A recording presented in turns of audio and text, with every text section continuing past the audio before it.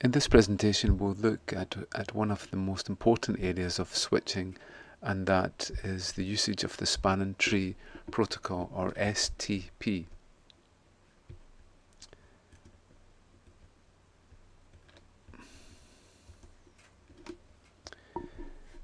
Basically, the main concept that we have with the span and tree protocol is the concept of a bridge. And the main objective of a bridge is to learn the MAC addresses on either side of the bridge, so that when a source machine sends to a destination which is on another port of the bridge, it will automatically forward it through. As far as the machines know, the bridge is transparent in that the machines on either side of the bridge appear to be on the same local network.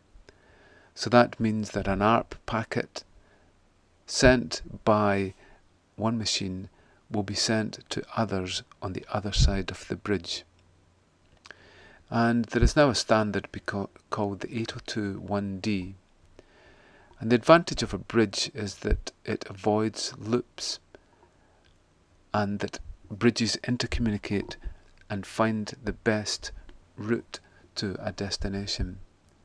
It also learns the stations on either sides of bridges and is able to filter based purely on layer 2 MAC addresses. So in this case we have a bridging table. The bridging table has added that on port 1 there are two machines, MAC 1 and MAC address 2, and on the other side on port 2 there is MAC 3 and MAC 4. When this machine wants to send a data frame to this machine, it sends its destination MAC address, which it should have already discovered through an ARP request. So the data frame is sent, and the bridge picks up the data frame and forwards it to the next port, doesn't change any of the details of the data frame, and then forwards that directly. No other machine apart from the two which are involved in the communications should be able to see the communications. As it is a switch network, we can have multiple communications at any given time, but the bridge itself will only allow one communication at a time, of course. So on a switch adopts this idea and has what's called CEM, or Content Addressable Memory. We hardly ever see bridges as part of networks now, and normally what we use is a switch. In this case, we have a switch which connects the two machines on either side, and then we have an interconnected switch which is connected through two ports. It is now up to the switch to identify the nodes on either side and learn their addresses. So in this case, its CEM table has MAC 1 and MAC 2 from port 1 and MAC 3 and MAC 4 on the other port. The switch will then forward the data frames across between ports. At any point we can look at the CEM table with the show MAC address table dynamic, and dynamic means the ports, the MAC addresses of the nodes that it's actually learnt. So in this case it can assign them to VLANs. So we can see here that on the ports we have 3 addresses learnt on the gigabit 02 interface, and these have been learnt dynamically. These identify the MAC addresses and these identify the VLANs. It is important that a switch does not forward a data frame from another VLAN for security reasons. Thus it will only forward based on the VLAN which it is in and the destination MAC address. If it cannot match these two, then it will not forward the data frame. A key concept is that machines obviously are connected and disconnected onto a network at a regular basis. So it is important that addresses are aged out, and we typically have an aging process where all the MAC addresses have to be relearned after a certain amount of time. So we can see in this case, once MAC 2 has been aged out because the node isn't connected anymore, it will eventually be deleted from the CEM or aged out. An extremely important part of the spanning tree protocol is to make sure that we do not have multiple routes between a source and a destination. In this case, we've created a backup route between each switch, just in case one of the switches becomes inoperable. So you can see here that we could go from MAC 3 to the other MAC 3 on the other side via this route, or we could go via this route here. So there are now multiple routes. So it is up to the spanning tree protocol to decide which route is the most efficient based on certain parameters. In this way, we can set the complete picture for the whole network up so that there is only one route to a destination. As we'll see, at this layer here, we typically have redundancy built into it. The access layer is less important, but at the distribution layer, we typically have redundancy, so the spanning tree protocol must analyze the routes and decide the best one. Then all the switches are kept up to date on the optimal routes. The way that the spanning tree protocol works to be able to get this coherent picture of the network is to send what are called BPDUs, or Bridge Protocol Data Units, and these are typically seen as broadcasts into the network and advertise when there is a change in the topology, such as a new connection or a connection being deleted. The main objective is obviously to detect and eliminate loops, to hopefully detect where there are faults and to find alternative routes, and to fine-tune the network performance in finding optimal routes.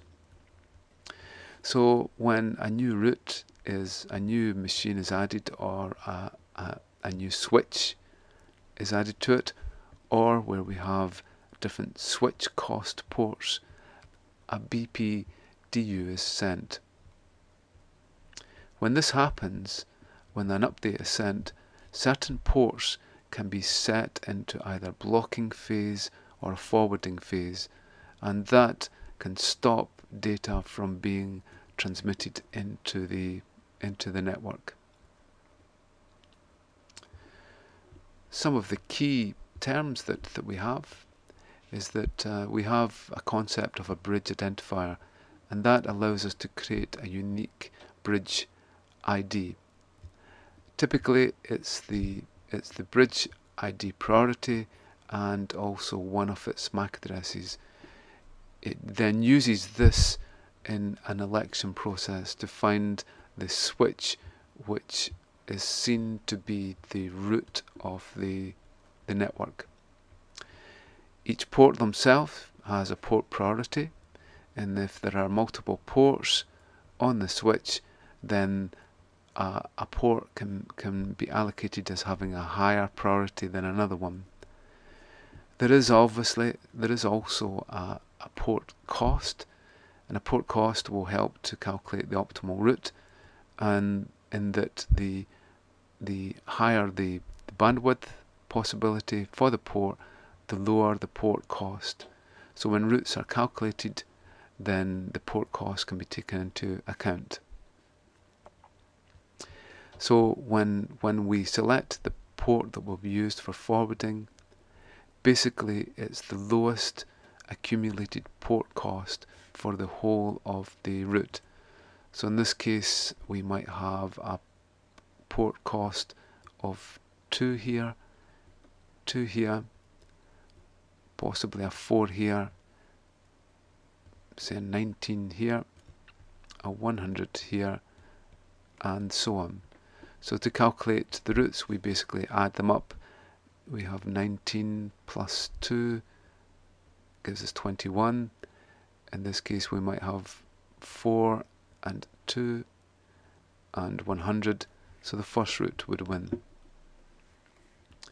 With inside the bridge protocol data unit, as defined in 1D, we have this bridge protocol ID, that's the bridge ID, version number, some flags, the route identifier, which we'll see is important, the bridge ID, port ID, and so on. Basically what we have is that we define for spanning tree an election process, and it's up to the election process to define the route switch, and there's this route switch in which the calculation is made on the optimal route.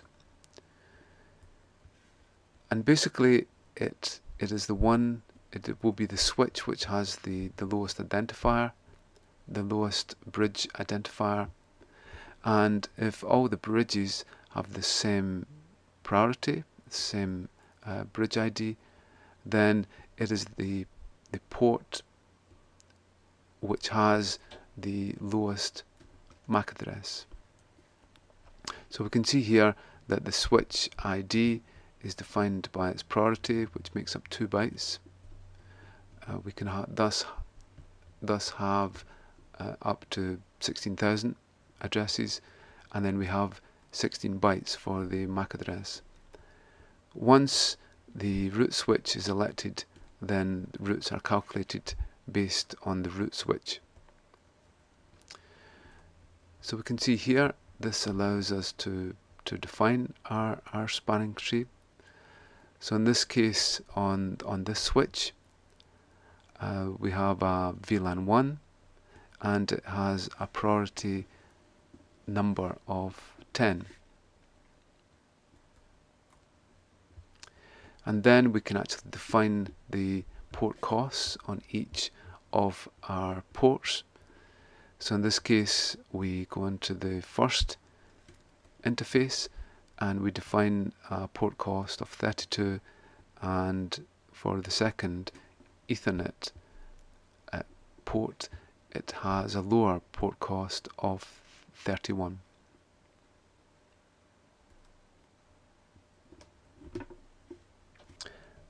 Now that we've determined the route switch, each switch must determine their route port. For this, they calculate the total accumulated cost for them to get to the route switch. If there's a tie on this, then they will use the lowest ID, bridge ID, for a neighbouring switch, and use that as the route port. If there's a tie on the IDs, it will then use the port with the lowest priority. Again, if there's a tie on this, it will basically just use the lowest port number on the switch. A key factor in spanning tree is the amount of time it takes for it to settle down and to have some form of convergence where all the switches actually have a coherent picture of the whole network. This can take 30 to 50 seconds and happens after the route switch has been selected and also the route ports. The first phase that happens is basically a lockdown for the network, where all the ports go into a blocking phase and they do not listen to any data frames. So no traffic can flow in the network while this happens. and the ports only listen to the BPDUs. It typically takes about 20 seconds. After this, the ports go into a listening phase, but they only listen for paths that go to the root and do not forward any data frames. After this, the ports will go into a learning phase where they learn the MAC addresses of the nodes which are connected to themselves, but again they do not forward any data frames. After this, they will go into a forwarding phase, which is the normal phase where they learn and forward data frames. The ports can also go into a disable phase, typically where there's a broken connection or when an administrator has disabled a port. An enhancement to STP is called port fast, and the configuration of port fast is seen here. We enable it on an interface with spanning tree port fast, and then in our running configuration we should be able to pick it off. With port fast, we exclude ports from the main setup for the STP convergence. Thus, these ports do not go through any blocking, listening or learning and forwarding phases, but go straight into a forwarding phase. So this shows an example of our spanning tree configuration. We can see here a summary for it, and we can see here that port fast has been disabled,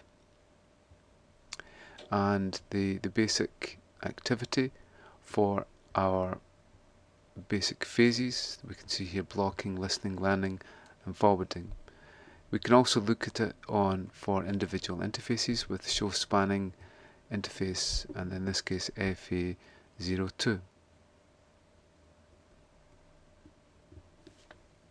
There are various enhancements to the STP protocol. One of them is BPDU guard, and that is to stop an intruder from injecting BPDU packets into the network and to obviously cause disruption. So in this case we can set up on certain interfaces whether we have a guard on this and can actually disable the port. We can also have a basic filter.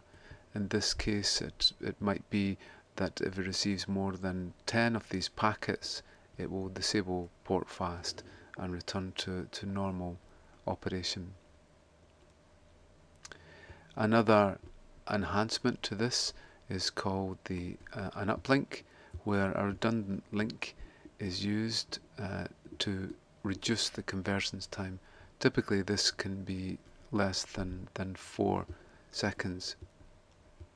So we have, with this, we require the uplink is enabled on the switch, and we can see here this is our uplink setting for spanning tree.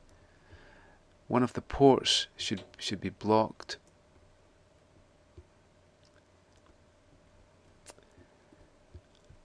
As we've seen, the basic protocol for STP can take between 30 to 50 seconds to converge.